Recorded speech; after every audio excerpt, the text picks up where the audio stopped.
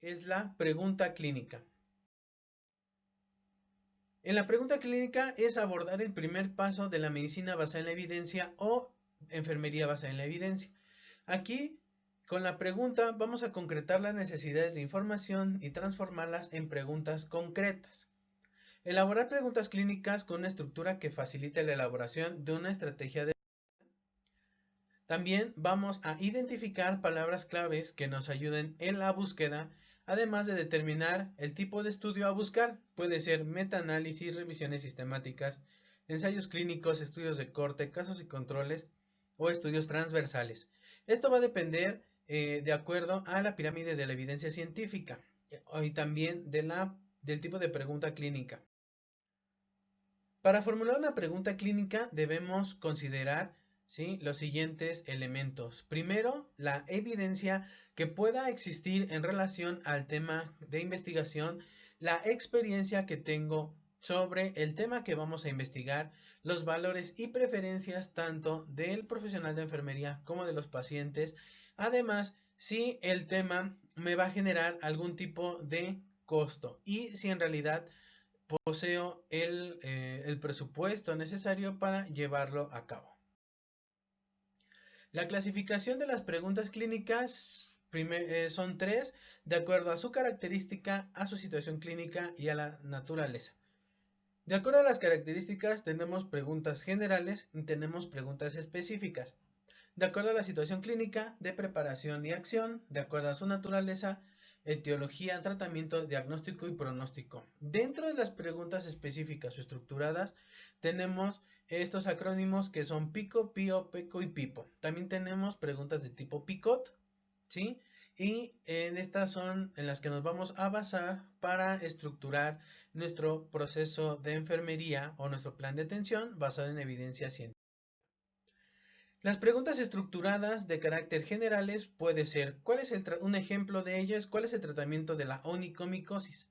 De acuerdo a la pregunta específica que me va a ayudar a encontrar los elementos para la búsqueda sistemática de información, es especificar, como lo dice su nombre, ¿sí?, qué tipo de material voy a utilizar o qué tipo de palabras voy a utilizar para este protocolo de búsqueda. Un ejemplo de ellas es en un paciente inmunocomprometido con onicomicosis, el itraconazol es más eficaz que la terbinafina en lograr la mejoría clínica. En las preguntas de situación clínica podemos tener de preparación o de acción. De preparación, ¿cuáles son las alternativas para el tratamiento de la neumonía adquirida en la comunidad en el adulto? La pregunta de acción, ¿cuál es la sensibilidad y especificidad del tratamiento a base de levofloxacino intravenoso en pacientes con neumonía adquirida en la comunidad? Aquí es muy importante que nosotros como profesionales de enfermería centremos, ¿sí?, nuestras preguntas en relación a nuestra atención que le vamos a prestar al paciente. ¿Cuáles son las mejores intervenciones de enfermería para solucionar un problema? ¿Sí?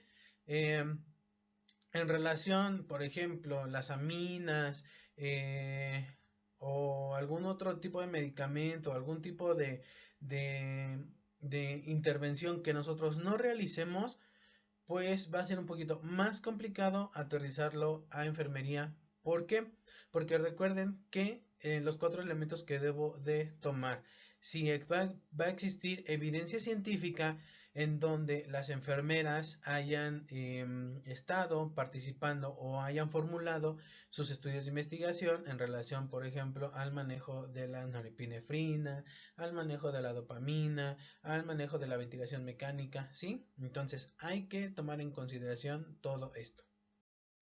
Entonces una pregunta de tipo PICO podría ser, les digo, tenemos el acrónimo paciente o población, intervención, comparación y el resultado.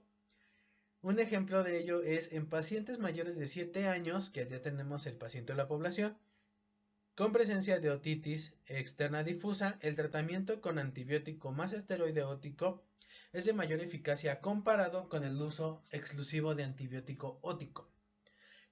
¿Sí? Aquí es una situación muy muy importante. Por ejemplo, En pacientes con ventilación mecánica invasiva, ¿sí? La aspiración con circuito cerrado, ¿sí?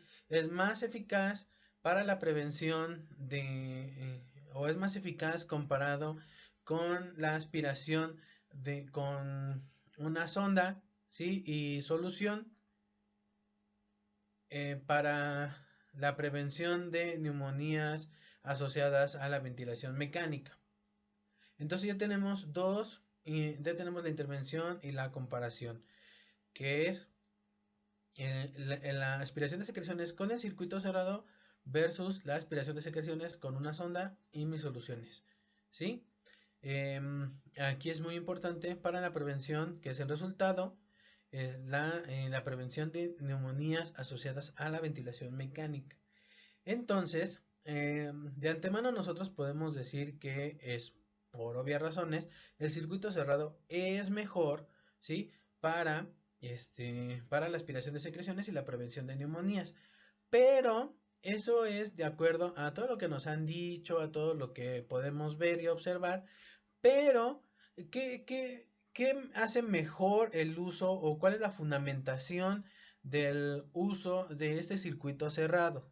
¿Sí? Pues toda esta evidencia científica que puede existir sobre el uso de este dispositivo.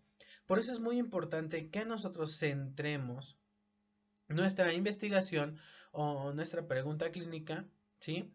Para realizar el protocolo de búsqueda. Entonces, yo ya tengo mis elementos que me van a ayudar a mi protocolo de búsqueda. ¿Cuáles son? Entonces, ya tengo mis pacientes, que son pacientes con ventilación mecánica, el circuito cerrado, la aspiración con la sonda y las dos, o como mi equipo de aspiración, para la prevención de neumonías asociadas a la ventilación mecánica. Esos 4 elementos son los que me van a apoyar en mi protocolo de búsqueda. Son 4 palabras claves, ¿sí? Que me van a permitir que la búsqueda de esta información sea más cerrada, sea más específica, a comparación de que si solamente hago una pregunta general de cuáles son las mejores medidas para prevención de neumonías asociadas a la ventilación mecánica, ¿sí? Entonces, debo de centrar perfectamente mi pregunta clínica. En este caso, nosotros ya estructuramos una pregunta de tipo PICO. De tipo PICO tenemos paciente de población, intervención, comparación, resultado clínico, y aquí la T es el tiempo. Entonces, en el paciente adulto con síndrome de colon irritable, la realización de ejercicio aeróbico caminata en comparación con la administración de fibra es más eficaz para la disminución de los síntomas en un lapso de 30 días. Aquí, por ejemplo, nosotros sí podríamos utilizar, no sé, a lo mejor buscar la aplicación de senócidos, ¿sí? Porque independientemente que los senócidos sean intervenciones hechas por el médico, nosotros como profesionales de enfermería somos los que vamos a estar monitorizando, ¿sí? Si el paciente presenta evacuaciones, si ya no presenta datos de estreñimiento, ¿sí? Por eso es muy, muy importante que nosotros aterricemos, como les comento, todas nuestras preguntas a nuestra atención como profesionales de enfermería. Entonces, podemos poner en pacientes adultos o en pacientes geriátricos, ¿sí? Con datos, con estreñimiento crónico, ¿sí? Por ejemplo, la realización de, no sé, un enema, ¿sí? En comparación con la administración de senócidos, ¿sí? Es más eficaz para la disminución de la impactación fecal en un lapso de 3 días. ¿Sí? Ese es un ejemplo. Entonces ya tenemos mis palabras claves que me van a ayudar en mi protocolo de búsqueda. Ya tenemos pacientes geriátricos, tenemos estreñimiento, tenemos enemas y tenemos senócidos AB. ¿Sí? Entonces, todas estas palabras son los que me van a apoyar en mi protocolo de búsqueda que vamos a ver en un momento. Tenemos preguntas PIO, ¿sí? Que solamente es paciente o población, intervención y resultado. Aquí, por ejemplo, dice, en el paciente menor de 5 años que cursa con bronquiolitis, ¿cuál es la eficacia en la administración de nebulizaciones para la disminución de los síntomas? Podemos poner, En un paciente geriátrico con delirium, ¿sí? ¿Cuál es la eficacia de la administración de oxígeno para la disminución de los síntomas? O por ejemplo, en un paciente geriátrico con confusión aguda, ¿sí? ¿Cuál es la eficacia de la administración de oxígeno para la disminución de los síntomas? Entonces, fíjense que es muy importante considerar, ¿sí? A pesar, nosotros vamos a valorar y nosotros podemos hacer la prescripción del oxígeno si el paciente así lo requiere. En este caso, debemos de aprender la diferencia entre un delirio y un delirium. Porque es muy importante, porque son intervenciones de enfermería totalmente distintas a la que le va a hacer un paciente con delirio o a un delirium, tomando en cuenta que uno puede ser crónico y uno puede ser transitorio, ¿sí? Entonces, ahora, por ejemplo, otra pregunta de tipo PIO. En pacientes, vamos a hablar, en pacientes con ventilación mecánica invasiva, ¿sí? ¿Cuál es la eficacia de la pronación, ¿sí? Para mejorar la oxigenación o aumentar la saturación de oxígeno? Eso es una pregunta estructurada. ¿Por qué? Porque a final de cuentas nosotros como profesionales de enfermería sí podemos hacer un cambio de posiciones que mejore las condiciones de nuestro paciente. La pregunta de tipo PECO, aquí es, por ejemplo, en pacientes paciente o población, aquí es la exposición a factores de riesgo, ¿sí?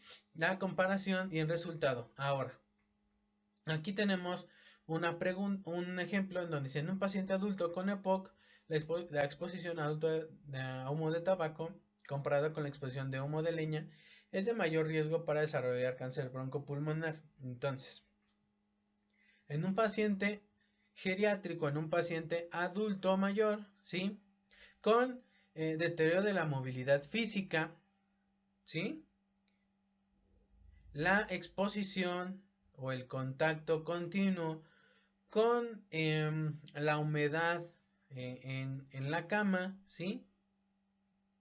O podemos hacer la comparación. Comparado con la humedad del pañal, es de mayor riesgo para desarrollar lesiones por humedad, ¿sí? Entonces, un paciente no puede tener pañal o no puede tener estos cubrecamas, entonces puede estar en contacto directo con el colchón y va a empezar a sudar. A comparación del que a lo mejor si el paciente tiene un pañal, está expuesto a toda esta orina, ¿sí? Más aparte el sudor, entonces, ¿cuál de los dos, ¿sí? Si está en la cama o si tiene pañal, tiene mayor riesgo de presentar lesiones por humedad, ¿sí? Entonces, para esto es muy importante porque de acuerdo a esto van a hacer nuestras intervenciones de enfermería que van a estar enfocadas a la prevención de lesiones por humedad.